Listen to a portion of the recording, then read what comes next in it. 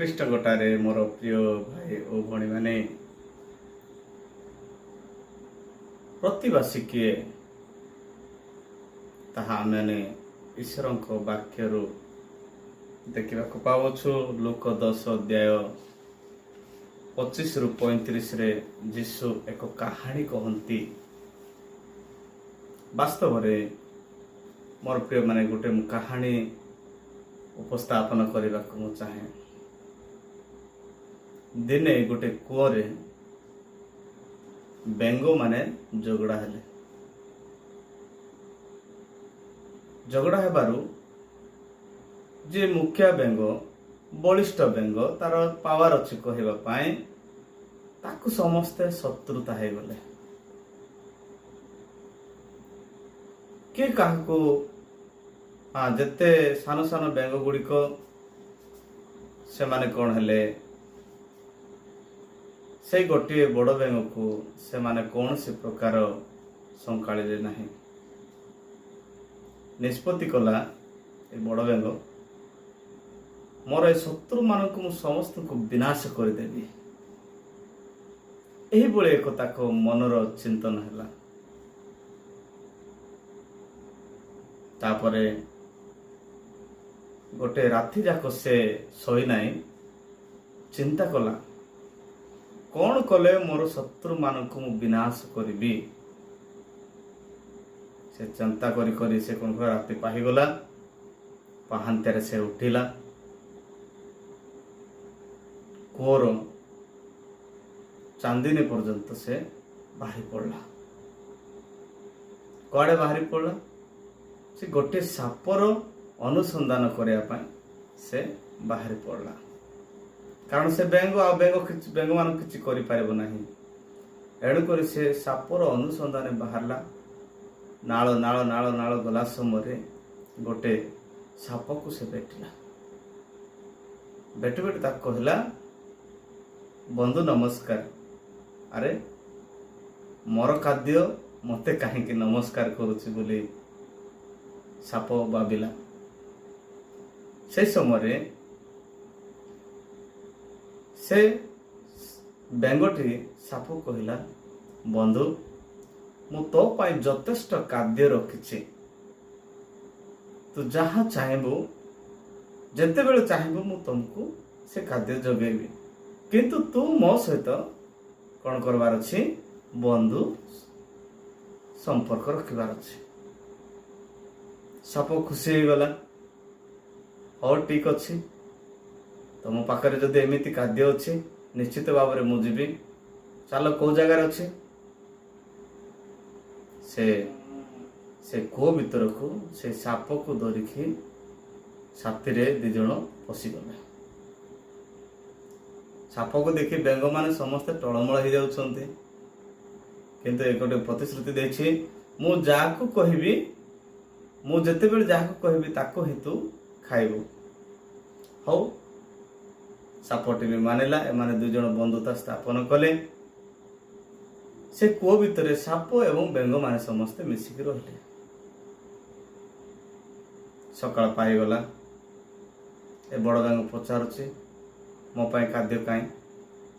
ସେ ଯାହାକୁ କହିବ ସେ ବେଙ୍ଗକୁ ସେ ଖାଉଛି। ଗୋଟେ ଦିନ ଖାଇଲା, 2 ଦିନ ଖାଇଲା, 3 ଦିନ ଖାଇଲା।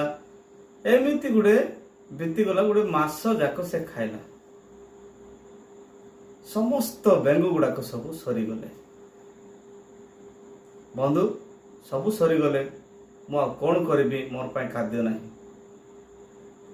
ସେତେବେଳେ ଏଇ ଯୋଉ ବେଙ୍ଗକୁ ବୁଦ୍ଧି ଉଦୟ ହେଲା କି, ଯେ ମୋର ମଧ୍ୟ ପ୍ରତିବାସୀ।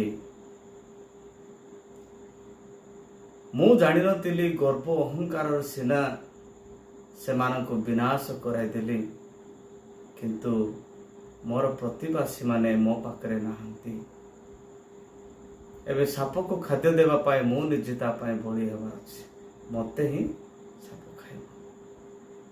କହିବା କଥା ମୋର ପ୍ରିୟ ମାନେ, ପ୍ରତିବାସୀ କିଏ? ଆମେ ବେଳେବେଳେ ଭାବୁଛୁ କ'ଣ, ମୋର କିଏ ପ୍ରତିବାସୀ? ଲୋକ 10:25-35 ଦେଖିଲା ବେଳେ ଯାଜକ ମଧ୍ୟ ସେ ବାଟ ଦେଇ ଯାଉଛନ୍ତି।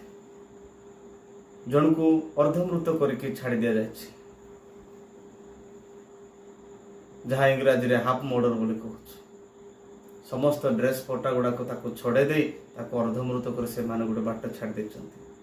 ହେଲେ ସେ ବାଟ ଦେଇକି ଜଣେ ଯାଜକ ଯାଉଛି, ସେ ଦେଖିଲା ଅନ୍ୟ ଏକ ବାଟରେ ଚାଲିଗଲା। ସେ ଭାବିଲା କ'ଣ, ଏଇଟା ମୋର କାମ ନାହିଁ, ମୋର କାମ ହେଉଛି ମନ୍ଦିରରେ ପୂଜା କରିବା କାମ। ସେ ଦେଇକି ଆଉ ଜଣେ ଲେବି ଗଲେ, ସେ ମଧ୍ୟ ଅନ୍ୟ ବାଟରେ ଗଲେ। ଏଇଟା ମୋର କାମ ନାହିଁ, ମୋର କାମ ଆଉ ଗୋଟେ ଅଲଗା ପ୍ରକାର କାମ। କିନ୍ତୁ ଜଣେ ପଥିକ, ଜଣେ ଚାଲି ଚାଲି ଦୂରରୁ, ତାର କୌଣସି ପରିଚୟ ନାହିଁ କି ତାକୁ ଚିହ୍ନା ଜଣା ତାକୁ ନାହିଁ, କିନ୍ତୁ ସେହି ବ୍ୟକ୍ତି ଆସିଲା, ସେହି ଲୋକକୁ ଦେଖିକି ଦୟାରେ ବିଗଳିତ ହେଲା। ଆଉ ତା ପାଖରେ ଯେଉଁ ଦ୍ରାକ୍ଷାରସ ଥିଲା, ତାଙ୍କର ସମସ୍ତ କ୍ଷତ ହୋଇଥିବା ଜାଗାକୁ ଦ୍ରାକ୍ଷାରସ ଲଗାଇଲା ଏବଂ ସରେଗରକୁ ସେ ଗଲା, ବୈଦ୍ୟଗଡ଼କୁ ଗଲା ଏବଂ ତାକୁ କହିଲା, ଆଉ 2 ପଇସା ଦେଇ କହିଲା, ତାକୁ ତମେ ଟ୍ରିଟମେଣ୍ଟ କର, ମୁଁ ଫେରି ଆସିଲେ ମୁଁ ତମକୁ ଯାହା ଖର୍ଚ୍ଚ ହେଇଛି ତାହା ମୁଁ ପରିଶୋଧ କରିବି। ପ୍ରଭୁ ଏତେ ଦୟାଳୁ, ତାଙ୍କର ବାକ୍ୟରେ ସେ କହନ୍ତି 10ଟି ଆଜ୍ଞାଙ୍କ ମଧ୍ୟରୁ 2ଟି ଆଜ୍ଞା ସେ ଆମମାନଙ୍କୁ ଦେଇଅଛନ୍ତି। ସର୍ବପ୍ରଥମେ ଈଶ୍ୱରଙ୍କୁ ପ୍ରେମ କରିବ, ଦ୍ୱିତୀୟ ଆଜ୍ଞା ହେଉଛି ପ୍ରତିବାସୀକୁ ଆତ୍ମତୁଲ୍ୟ ପ୍ରେମ କରିବ।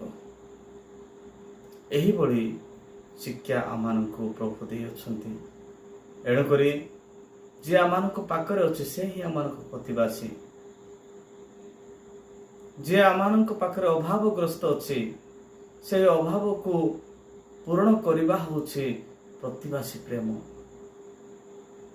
ଯେଉଁ ପ୍ରେମ ଯୀଶୁ ଖ୍ରୀଷ୍ଟ ଆମମାନଙ୍କୁ ଶିକ୍ଷା ଦେଇଛନ୍ତି। ଯିଏ ଈଶ୍ୱରଙ୍କୁ ଜାଣେ ନାହିଁ, ସେ ପ୍ରେମ ମଧ୍ୟ ଜାଣେ ନାହିଁ। 1 ଯୋହନ 4:8 ବୋଧେ ଲେଖା ଅଛି। ପ୍ରଭୁଙ୍କ ଲୋକମାନେ, ଆମମାନେ ଈଶ୍ୱରଙ୍କୁ ଜାଣିଛୁ, ପାଇଛୁ ଏବଂ ଏହିଭଳି ପ୍ରତିବାସୀ ପ୍ରେମ କରିବା ଏକ ପ୍ରଯୁଜ୍ୟ ଏବଂ ଜରୁରୀ ଅଟେ।